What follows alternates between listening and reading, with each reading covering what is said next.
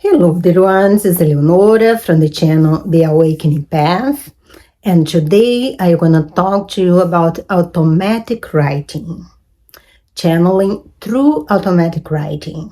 I will share with you my personal experience with automatic writing. First, I just want to remind you that I am a reiki practitioner and I channel the higher self during the session, your higher self during the session, and he speaks about the part of your body that we are treating, about the cause of the problem that we are working on. And after the session, I also channel a generic message of your higher self to you. And we can evolve on that. If you have questions, we can ask a question, he will respond. So what's my experience with automatic writing? It started, let me tell you, it started on April 27, 2021. I am part of a community, the community of Tina Louise Spalding, that channel Jesus and Ananda. And one day they decided they would teach us how to do automatic writing. And I never felt myself any psychic at all. I know I had a very good intuition, but as far as see, hear things, I'm just not psychic. At least at that point, I thought I wasn't psychic at all. Things did change by now. But I tried. Let's see what happened. And when I was trying, one thing that's very important to know is, first let me explain you what is automatic writing for you that doesn't understand. Automatic writing is a kind of channeling. You are channeling in entity and energy that is not in the same dimension that you are. And the type of entity, as you open yourself to do this kind of work, the type of entity that you will be contacting or that will be contacting you depends on your vibration. So that's why it's very important before you decide that you want to have psychic abilities, that you want to be able to connect with angels and demons or whatever. When you decide you want to have that connection with the invisible world, it's very important to clear your house first. I say house, I mean mind, to clear your mind. Many of the things, most of the traumas, most of the resentments, most of the dirty that's polluting your life is in your subconscious. So in my case, I studied the Course in Miracles for more than 40 years. At that time, I was about 2 years, but I was already I thought I was okay to do it, because the Course in Miracles will really go deep in your subconsciousness and replace all those false beliefs that doesn't serve you, that keep you in lower vibration, to a higher vibrational force that's more in alignment with love. So it's very important that you do that first, because after you open the door, and then who comes, whatever is in the same vibration that you are. And maybe you are happy now. Okay, I'm happy, I'm joyful, I'm 540, but you have a deep resentment in your subconscious. The lower entities, all of them, they can read the mind, but is against the law of the free will. But the low vibration energies does not follow the law of free will. So they will read your mind and then they will take advantage and pretend they are some. But I'm not going too much in this subject right now. Maybe that will be something for later. But before you try, I'm just alert you to the possibilities that can happen. If you are depressed, if you are in fear, you will attract other entities that vibrate in the same vibration that you are, and they do not have your best interest of heart, unfortunately. So it's better keep it close until you clean your house. So they decided they would teach us how to do automatic writing, and I tried it. So they said every time you do, the first thing you do, you put in your intention, who you want to contact. You don't need to be specific. For example, sometimes I just say, I wanted to channel any being of love and light that have a message for me that will best assist me at this moment with my mission. That's what I say. And then in the top of that, I say, I ask my guardian angel and the spirit guides to allow only beings of love and light to come and communicate with me. And I do that every single time, and so far so good. So it's been more than 2 years. I started in 2021, April 2021, and I did my prayer, and then I got a piece of paper and a pencil. I don't know if you can see. And I was there. The hand wasn't moving. I said, nothing is happening. And I say, don't give up. Ask it again. And then my hand started moving, really, really moving. I said, oh my goodness. So something has happened. It's not me moving my hand. So it was just lots of circles. And I did that for some time, maybe for 30 minutes. And then the next day, because I would wait for my husband and my kids to fall asleep, the following day I tried again. And I thought it would be easier just to use the pencil. So I used the pencil. And then more scrubbing, just circle, scrubbing. Because I wanted to make sure it wasn't me doing. I really wanted to make sure it wasn't me doing. Because I'm Leo and I'm kind of reasonable. I follow my intuition and everything, but things for me need to make sense.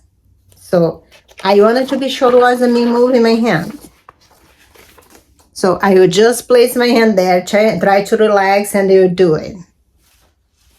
So in the 4th day, and then things started to become more interesting. Look at the design the entity did. And then at this day, no, actually, I think it was on the day 3, he wrote something.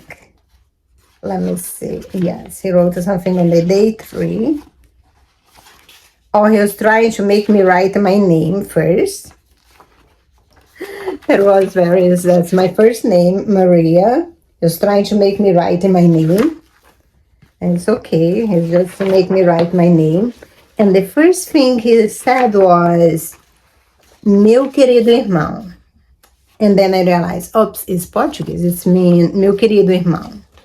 And then I thought, it's not my brother, but I have one brother that passed. But and then I thought, well, if it was my brother giving a message to me, he would say, my dear sister. So it's not my brother. And then on the 4th day, he started to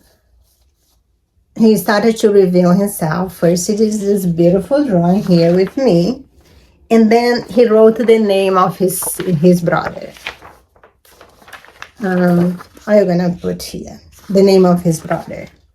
And then we'll keep practicing. I realized who he was, and when he wrote the name of his brother, I realized he was a cousin that had passed less than 2 months before. So, and he had a message. So he was the one that started, and then day 5, we're just practicing writing. It's really kind of learning how to write when you are a kid, because I didn't want to lift my hand myself. I wanted him to do the whole thing, like move my hand and kind of lift it a little bit to separate the words. So kind of, I didn't understood exactly how that works, but the thing is like that.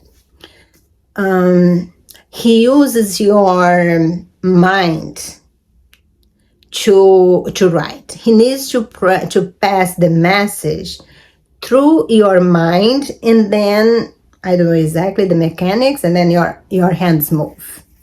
So the thoughts would come in my head and at the same time getting righted. Sometimes I would think of something before I finish thinking, it was already written, but it uses my mind. It uses my mind. And I told, I'm not in the extensive medium, so I don't have all my psychic abilities yet. I do not listen voices. Well, if you say great, you're not crazy. But the way I channel, the thoughts come through my intuition. The thoughts, the knowing comes like with my own voice in my head. It's like the way you think. So I realized that, okay, the thoughts come in my head. Is he putting the thoughts in my head? So I know when to lift my hand when he wants to separate the words. So we were practicing that for more. We did 9 times. There was one day that I channeled twice. And then on the 9th day, he was able to write the beautiful letter. That's how it came out. And I tell you, my cousin was really perfectionist until I got the way he wanted. He was just giving there was some time it's okay, now you're gonna write the letter but he was just keep writing. And then we finished the letter, and then it came the hardest part, deliver the letter. Well, his mom is Christian, and his dad is not Christian, but I don't think he's much a believer on that. But they were suffering a lot. And he died like a week before he turned 26. He left a wife and 2 kids. So, and he was sick for more than a year. They were kind of expecting, but of course always hope for the best. So they were suffering a lot. And I realized that I called his mom and I talked to her. I explained what happened. And for my surprise, she did accept and believe. And the letter did brought her some relief. So I delivered the message and say, great, now I'm done with that part. So I think I'm going to continue. Let's see who will come next. And then I got this. See, dear child Maria. And then I realized, okay, dear child Maria, so is treating me like a kid. That's mean is my guardian angel or my higher self, or I don't know, it's somebody that loves me, minimum. So, and then he started just writing those things. Like, in the beginning, I have no idea what he was doing. It's like bubble letters. All sorts of bubble letters. And then he started to write his name. He tried to write his name. So, but first we practiced all those bubble letters. And later on, I was able really to get used to the bubble letters. And why he used bubble letters? Because he knew I would doubt. I never wrote bubble letters before. I had to learn how to write bubble letters. And because it was bubble letters, I knew it was not me. Well, and also because he was telling me things that I didn't know, but I don't know, you still can, you are just make it up. So that's why he started writing bubble letters. And then I come to know that actually he is another version of myself. He is a Pleiadian and is another version of myself. That's one of my guides. And he has been telling me amazing things. But that's how I started to do automatic writing. For a long time, I was doing only message from him. And one time I had I had 3 dreams with my brother, 3 dreams in 1 week. So I just realized, okay, I think he wants to communicate with me. My cousin already had a ride through me, so I knew my brother would be able to come too.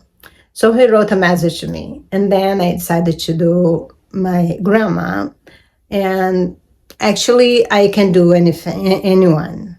After I did the QHH session, the next day, the first thought that came to my mind was, write a message from your higher self. Oh, okay. So I wrote a message from my higher self. So now I talk to my higher self basically every day, and I got a lot of downloads. If you don't know what download is, it's just like suddenly some information just drop in your head. You don't have no idea from where it came. It's come from your higher self or another version of you. And it's like a knowing. Suddenly you just know something. That's called download. And I know when is my higher self, when I got a thought that I know if it's a higher self or another being putting that thought in my head. Especially when I'm inspired to say something to somebody or to tell something to somebody or to do something for somebody, I know is their higher self or their guardian angel, whatever, using me to deliver the message to them. So that's happened a lot, but that has much to do with intuition. But when you do the automatic writing, it's really then writing things that I have no idea. So I started to doing that to other people and speaking with their higher self. I usually don't do for people that pass. I usually do more for people that I knew that are from my family. But I have done some exceptions, but I usually, if the person is not available or not willing to come, so I ask the higher self of the person to come. So, and you can channel the higher self of people that are alive too. And another day, I was just thinking, the thought came in my head, channel a message from your chakras. Oh, that's interesting. So I channel a message from all my chakras. And I realized, oh, okay, I can use that on the Reiki. Because I create a program on the Reiki, combining the Reiki with all the techniques related to how to clean your chakras, and combine with Reiki. I also connect to Jesus or Yeshua, whatever you wanna call, and all the archangels. I use all of them, depend on what I want to work on, and I kind of do a package. So the first session, I will do a general cleansing of the chakra, and I will give a message from the higher self of the person. On the second time, I will do, and then I will do more 7 sessions, one for each chakra, starting from the bottom out, starting from the root. So I channel the root chakra of the person before the session. And then I send the message to them. They're gonna read. They have an idea how they have been doing with the root chakra. And then there is a lot of techniques and tips that I learned from many books that I put it together. And during this session, if the person is open and wants to participate, that will really enhance a lot the benefits of they're gonna receive from the session, because Reiki the pressure is only the channel, and your job is to accept. Your work is about 70 to 80%, because if you are not ready to accept the change, to accept to expand your awareness, to complete the lesson, nothing is gonna happen, because you higher self will just decide, okay, you still need that lesson, so I'm sorry, you're gonna have to learn the hard way. So that's what I've been doing, and that's how I use automatic writing.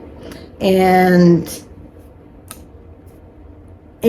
I believe that any person can develop that ability, but as I explained in the beginning, if I were you, I would make sure that I clean my house first. And the fact that you start, you can stop anytime too. For example, nobody gonna put a paper and a pencil in your hand and say, okay, you have to write it. But they can come and try to connect with you in other ways, but you have the ability to say, no, I do not consent. I probably gonna make another video about that. I don't want to scare you too much. But that's what automatic writing is, and I guess that's part of my mission, to use one of those techniques to help in the healing journey. Much love and light to you, and thank you for watching my video. And if you want to book a session with me, just go to calendly.com/Theawakeningpath and choose your time over there. If none of those times work for you, send me an email, and I will gonna see which time can work for both of us. So, and in the first session, I give more about 50% discount. You paid only $55 US dollars. And another thing I do in my sessions is I ask the higher self of the person to deliver the energy for more 7 days. I already channel the Mikao Sui, who brought that technique, that healing technique, back to us from the time of Lemuria, Atlantis. He discovered those techniques, and he's the one that passed along. And suddenly I had that idea, because I was doing Reiki for some people every day by myself. They're gonna receive whatever time they could. But I was doing every day, and sometimes I was just didn't have the time. And suddenly the thought came in your mind, wow, just do 1 day and ask to be delivered for 3 days or 7 days. So we do the session 1 day, and then I ask to be delivered for 6 days until the next session. So the treatment will take 8 weeks, because we do in 4 sessions, and that's really important, because when you are purging, when you are cleaning your chakra, you're gonna need time to adjust your awareness to a new state of mind. And sometimes there is physical blockage in your body that needs to get released. So you don't want to rush too much to do that work. But I think 8 weeks is nothing for all those blocks, all those shadows that are in your chakras. They are placed there from years and years and years. So 8 weeks is nothing. So much love and light to you, and see you next time.